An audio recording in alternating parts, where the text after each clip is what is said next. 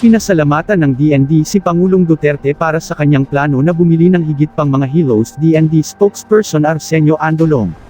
Ang Department of National Defense ay nagpapahayag ng taos-pusong pagpapahalaga sa balak ni Pangulong Duterte na bumili ng mas maraming mga helikopter para sa Philippine Air Force PAF.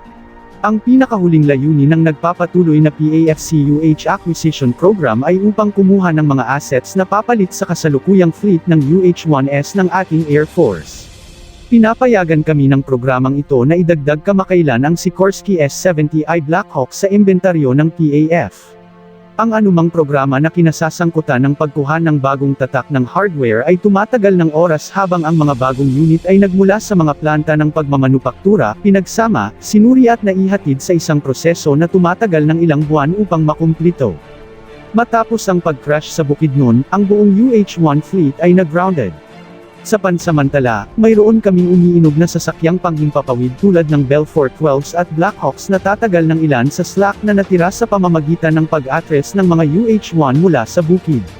Inaasahan namin ang paghahatid ng 10 pang mga Black Hawks ng maaga sa taong ito, at ang mga unit na ito ay may deploy sa sandaling maipasa nila ang sapilitan na teknikal na inspeksyon at mga pamamaraan sa pagtanggap. Para sa mga sumusunod pang mga videos, huwag kalimutang mag-like, share, click ang notification bell icon at mag-subscribe. Maraming salamat po.